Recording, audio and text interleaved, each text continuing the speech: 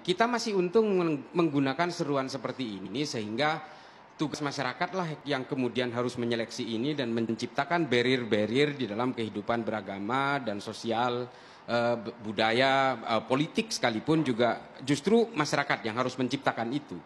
Kita tidak boleh terjebak siapa yang merilis ini, itulah antah berantah lah, saya nggak tahu. Tapi begini, kita masih beruntung berada di negara yang bernama menggunakan sistem demokrasi.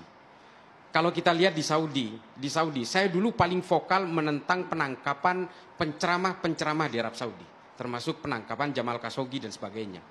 Ada penangkapan-penangkapan yang selalu saya bersuara di dalam forum-forum internasional meskipun lewat Zoom meeting, penangkapan Salman Audah, Aisyah Al-Muhajir, Yusuf Al-Ahmad, Saleh Al-Talib, dan kurang lebih 31 lainnya ditangkap oleh mereka, dipenjara, kemudian diintimidasi di sana. Saya kemudian berpikir setelah itu, mengapa sih mereka ditangkap? Toh fahamnya sama semua. Fahamnya Wahabi Salafi semua. Mengapa mereka ditangkap? Alasan dari kerajaan Arab Saudi adalah mereka berusaha mendegradasi negara. Satu.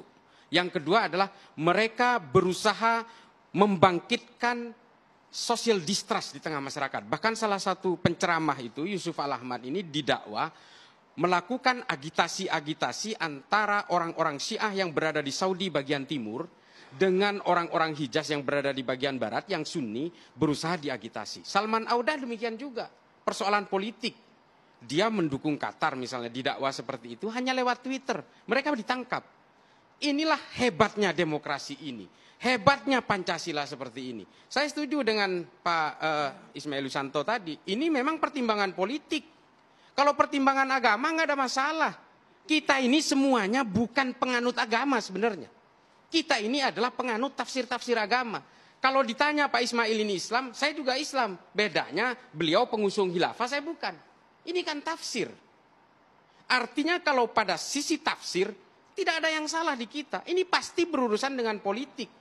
Apa yang dikatakan Pak Jokowi sebagai panglima tertinggi dari ketentaraan kita dan juga polisi kita. Ya wajar dong dia memberikan arahan kepada anak buahnya kok. Kenapa baru sekarang? Karena ini menjelang pemilu 2024 dan kita sudah perkirakan, saya sendiri ini yang hanya pengamat kacangan lah ya. Saya mengatakan bahwa nanti 2024 politisasi agama ini akan mencapai magnitudenya di sini. Artinya ada unsur politik di sana? Saya bilang ini persoalan radikalisme yang termasuk lansiran itu, termasuk yang dikatakan Pak Jokowi ini sangat politik. Memang karena begini loh, kita sangat peduli terhadap Pancasila. Peduli terhadap sovereignty state kita.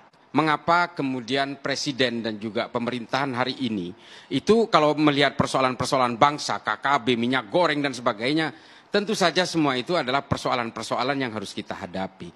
Tapi satu hal mungkin kita semua tahu, insya Allah Kiai Anwar juga tahu, Pak Ismail tahu, Bang Kapitra tahu, bahwa politisasi agama ini menjadi penyakit bukan hanya hari ini. Ini sudah berlangsung 1400 tahun di semua agama.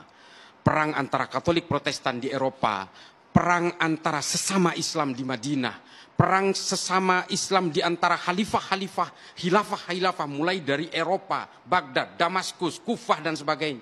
Ini semua kita tidak boleh menutup mata terhadap itu bahwa ketika politik itu menunggangi agama maka semua kejahatannya akan terlihat terhormat. Ini sahih. Semua terjadi. Ini bukan pengalian isu Mas ya? Bukan. Soal minyak goreng, soal yang tadi itu bukan ya? Artinya kenapa kita harus lebih fokus terhadap persoalan radikalisme? Karena ketika persoalan radikalisme ini terlalu disimplifikasi, maka semua persoalan kehidupan sosial negara ini akan menjadi tumbang. Semua. Dan kita tahu, saya yakin Pak Presiden juga memberikan arahan kepada TNI Polri karena apa?